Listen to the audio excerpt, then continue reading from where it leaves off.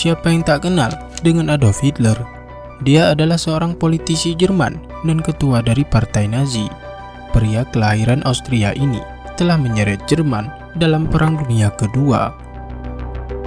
Meski kelak ia dikenal sebagai diktator Jerman bergelar Führer und Reichskanzler, namun Hitler bisa dikatakan cukup sukses di mata rakyat Jerman, terutama generasi muda dengan berbagai program perbaikan ekonominya pasca Perang Dunia Pertama. Lalu bagaimana cara Hitler membawa Jerman untuk bangkit dari keterpurukan ekonomi mereka? Berikut ulasannya dari Fun Story.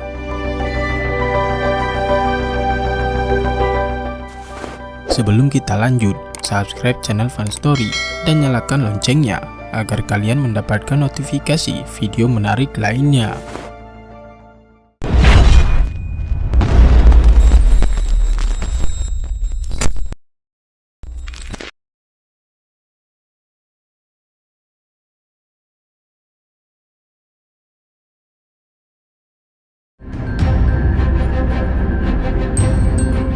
Jatuhnya perekonomian Jerman bisa dikatakan dampak dari hancurnya industri mereka.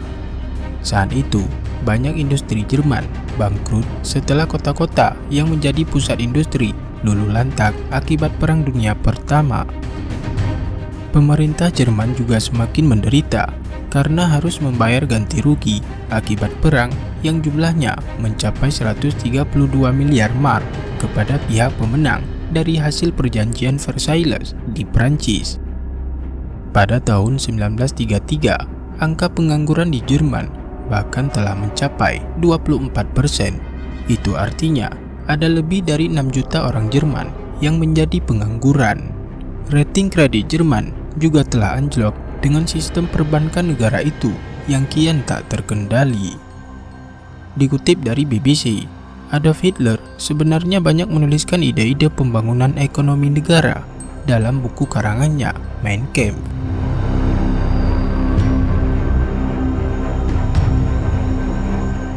Berikut ini sejumlah program ekonomi yang telah diluncurkan Hitler selama ia memerintah Jerman pada periode 1933 hingga dengan 1945.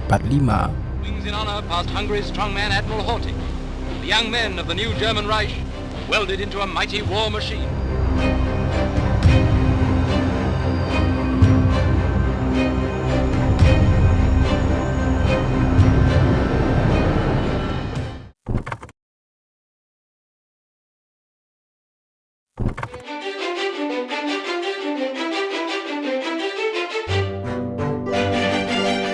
Hitler meluncurkan program bernama autarki atau konsep mandiri ala Jerman, sekaligus untuk menghilangkan pengangguran di Jerman.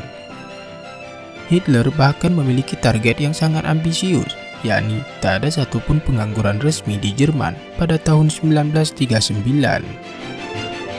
Cara yang dilakukan Hitler adalah dengan mengecarkan program-program infrastruktur yang menyerap banyak tenaga kerja masyarakat Jerman, seperti pembangunan jalan, kereta api, dan perumahan. Semua dana yang dikeluarkan hampir seluruhnya ditanggung oleh negara dan sebagian berasal dari hutang luar negeri.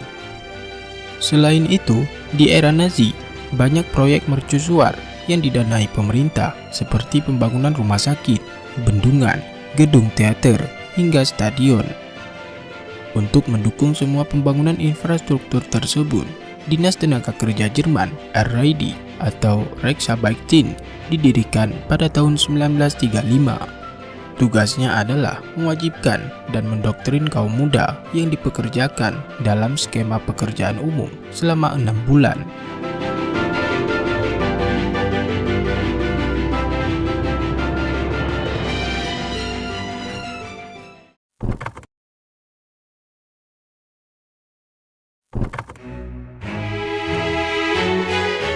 Selain infrastruktur sipil, selama berkuasanya Partai Nazi, banyak pekerja terserap untuk membangun proyek militer dalam skala yang masif. Pesatnya pembangunan militer Jerman memicu pertumbuhan industri persenjataan yang sebelumnya sempat terbengkalai. Secara tidak langsung, industri militer membuat industri terkait seperti industri baja, industri pesawat terbang, dan pembuatan kapal berkembang maju di era Nazi, yang pada akhirnya mampu menyerap banyak tenaga kerja. Industri senjata berkontribusi atas sebagian besar pertumbuhan ekonomi antara tahun 1933 sampai dengan 1938. Program persenjataan kembali dimulai segera setelah Hitler berkuasa, namun baru secara resmi diumumkan pada tahun 1935. Pada tahun 1933, dana sebesar 3,5 miliar mark dihabiskan untuk memproduksi tank, pesawat terbang, dan kapal. Lalu pada 1939, jumlahnya naik berkali lipat menjadi 26 miliar mark. Hal ini berhasil terciptanya jutaan lapangan pekerjaan bagi rakyat Jerman. Tak hanya itu, penggunaan minyak, besi, dan baja semuanya berkembang menjadi 3 kali lipat dalam menciptakan berbagai pekerjaan yang berbeda di sektor lainnya.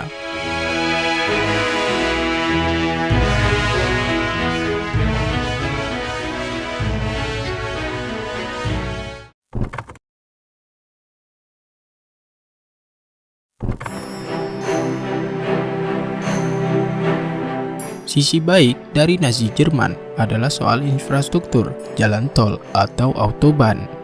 Dalam waktu yang sangat singkat, Hitler telah membangun ribuan kilometer jalan tol di Jerman yang saling menghubungkan kota-kota industri sepanjang 7.000 km. Pembangunan autobahn sendiri juga menyerap 80.000 pekerja selama masa konstruksinya. Selain itu, pembangunan jalan tol yang masif mampu mendorong pertumbuhan industri otomotif di Jerman.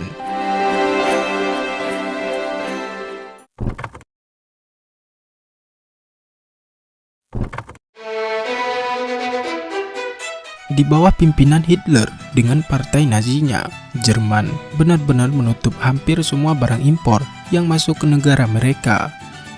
Impor hanya diizinkan untuk barang-barang yang bersifat strategis dan tak mampu diproduksi di dalam negeri mereka. Untuk kemandirian pangan, penggarapan lahan-lahan baru juga dibuka untuk membuat kebutuhan pangan tercukupi, baik dari sektor pertanian maupun peternakan. Selain tak adanya persaingan dengan komoditas pertanian impor, para petani di Jerman kala itu juga bisa menikmati subsidi yang telah dialokasikan oleh pemerintahnya.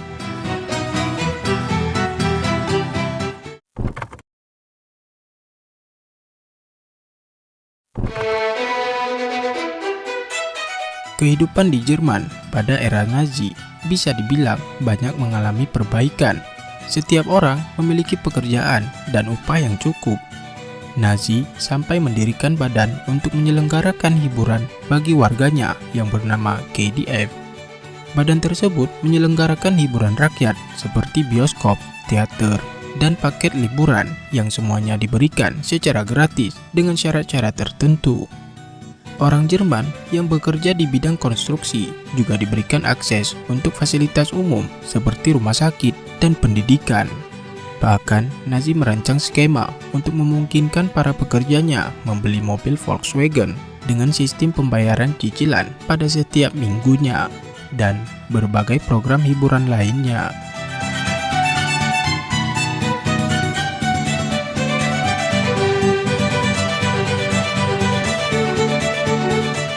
Itulah cara Hitler membangun ekonomi Jerman setelah porak-poranda pasca Perang Dunia Pertama. Kesimpulannya, Hitler telah memainkan peran yang sangat penting dalam pembangunan ekonomi Jerman setelah krisis yang mereka alami pada awal tahun 1930-an. Melalui serangkaian kebijakan ekonomi, Hitler telah berhasil mengurangi tingkat pengangguran secara drastis dalam jangka waktu yang sangat singkat.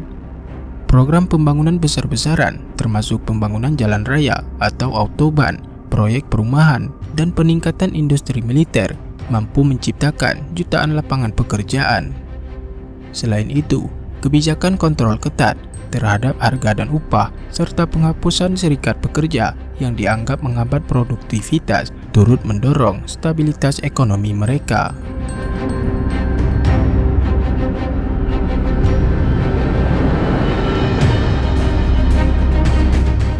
Di balik sisi buruk seorang diktator Nazi, Adolf Hitler, setidaknya kita belajar bagaimana Hitler, khususnya rakyat Jerman, mampu bangkit dari keterpurukan yang telah mereka hadapi.